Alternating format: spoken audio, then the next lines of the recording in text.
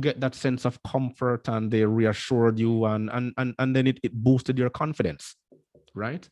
It actually boosted It your makes a confidence. difference when a manager or someone who's high up enough can actually credit you with actually being able to say, hey, thank you very much. I'm happy for what you did, instead of saying, yeah, I saw you were late one day. Yeah. Focus on the positives, and I guarantee you that brings out the good in people who would be willing to go further than pointing out the negatives. Yeah, definitely. No one's perfect. But I personally respond better to positive criticism than pointing out any negative criticism. Yes. And I find that with dealerships who handle high volume, it's a very stressful environment, right? They say work hard and play harder, but I think that's all a facade. If you know what I'm saying, because the more money they make, someone at the top wants more. They want a different lifestyle, and then they're gonna pressure you to actually bring in more and do more. If you're servicing 20 cars per day, hey, can you do 25? so the numbers keep going up. The actual numbers. I think I'm guilty of that too. I think I'm guilty. I could have had one day I made 18 hours, and then I'll be bitter because, oh man, I could have had 20. Really, it's negligible. It's 2 hours, and you're in your paycheck. You won't see that difference. No, you won't. But the mentality of it, oh, you know what? I made this amount of hours. I want it every day. Yes. But then you have days when you go home with 6 or 7 because there was just one warranty job that really knocked you down because it just didn't pay. It happens. Yeah. It happens. But based on your many years of experience, what will be some of your recommendations to dealerships now? I mean, we have spoken about the strategies, the attitude, the morale, the motivation, the overall operations itself. But what are your personal views in terms of how would you recommend dealerships going about, making it more comfortable for staff, but at the same time, know what other awareness would you recommend for them to know that for just the everyday customer to appreciate what goes on around the back? Well, I think part of the problem we have right now is there's nobody coming into this trade. It's really hard to get younger people. Basically, we've been looking for a technician for almost a year because the only people that have been responding to any job placements are people who are not in Canada. Or they don't have any dealership experience.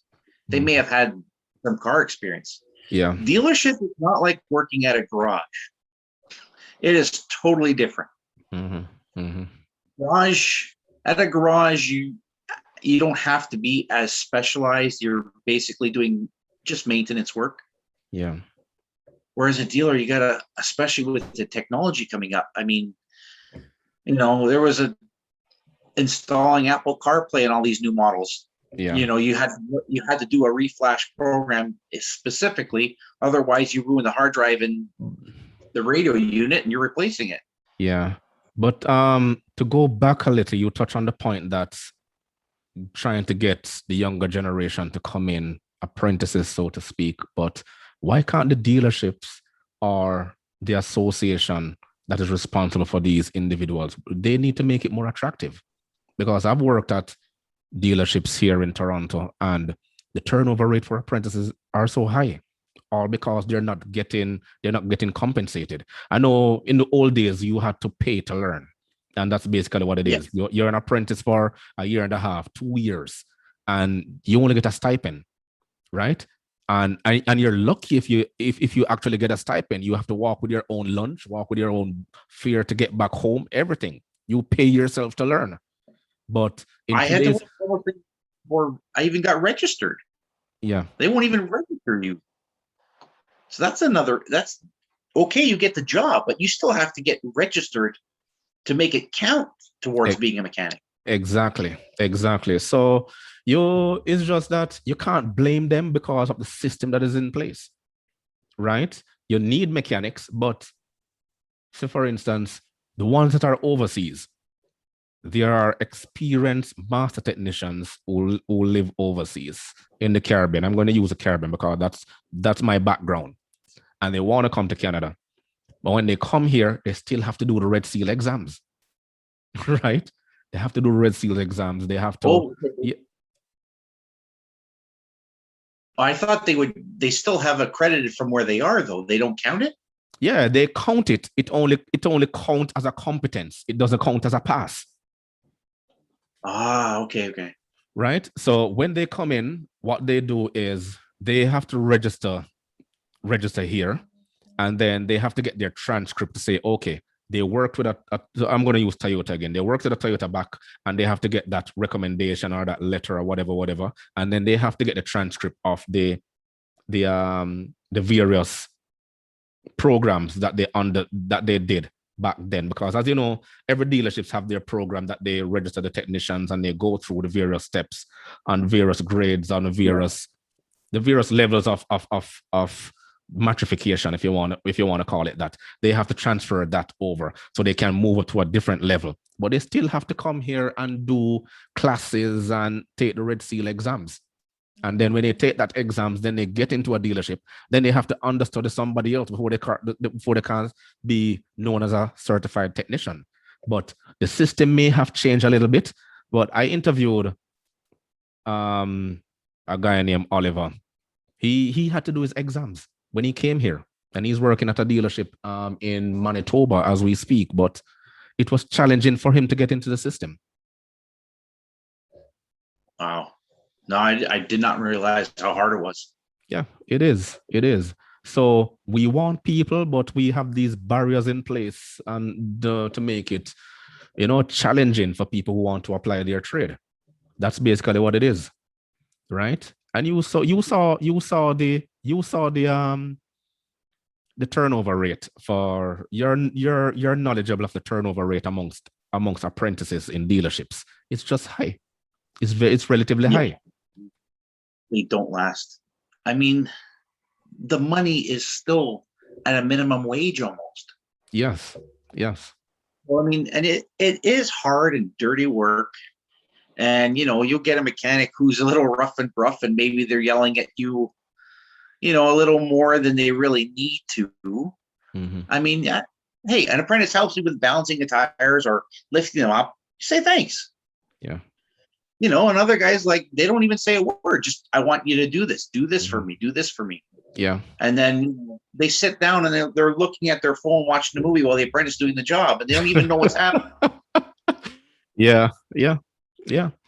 Because you have those technicians who take advantage of the system. That's basically what it is. It happens. Yeah. Everywhere I went, it happens.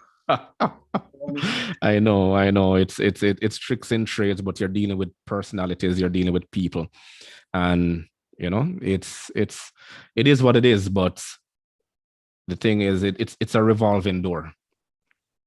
It's a revolving door in the trade, right?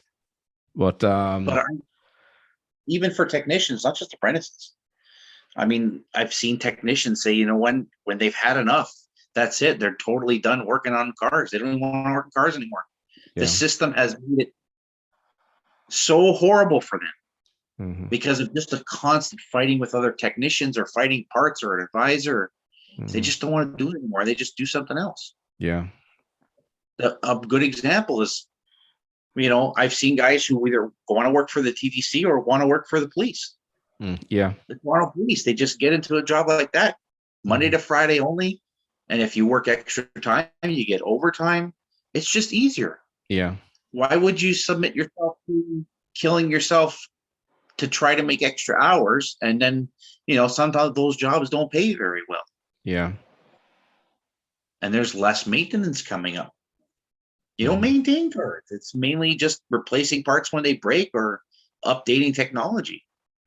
Yeah. You're not doing a lot of servicing anymore. Yeah. Yes, yes, you're so true. Which leads me to my next question: is that how should we prepare for an ever-changing market like that? I mean, it's coming. Because Oh, remember, you go online now and you can order a car right off the internet. That's basically where it is. not only that, most of the people that we have, like that are trained technicians who are working, to make their, 12, 14-hour days, they are trained on changing oil, changing brakes, doing the maintenance stuff. Yeah.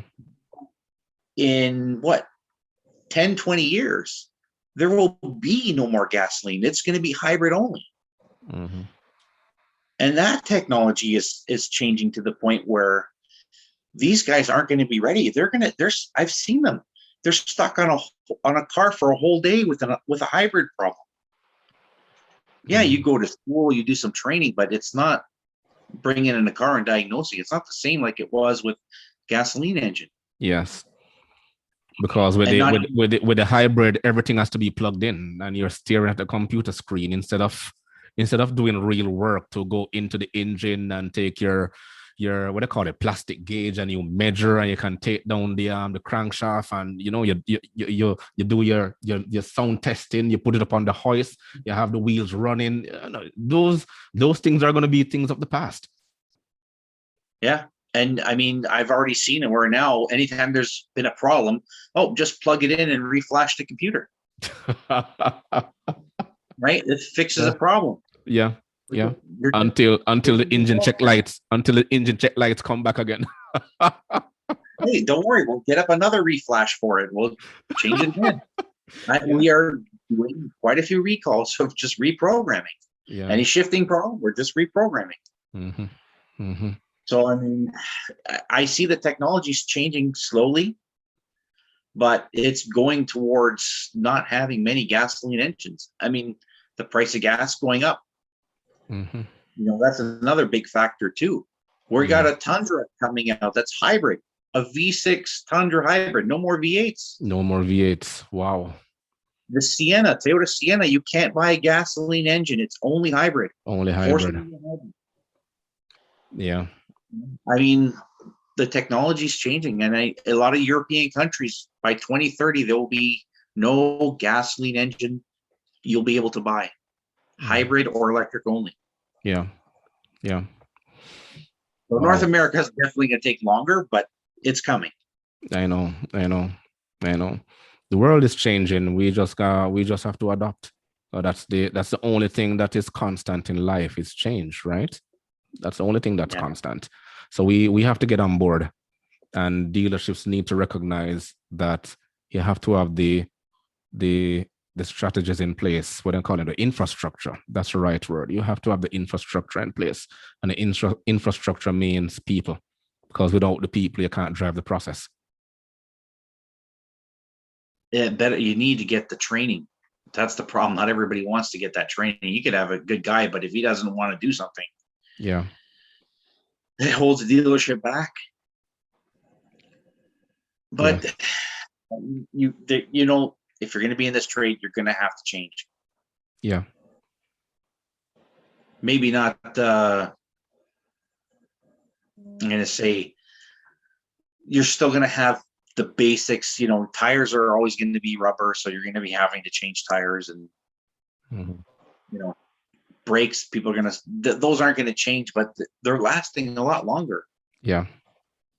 Yes, they are. So I think maybe Canada, we're lucky. We get rust, but you see cars in Florida, their brakes don't rust, so they last a lot longer. Yeah, because I noticed that. When I came here, we're just changing brakes, pads and rotors.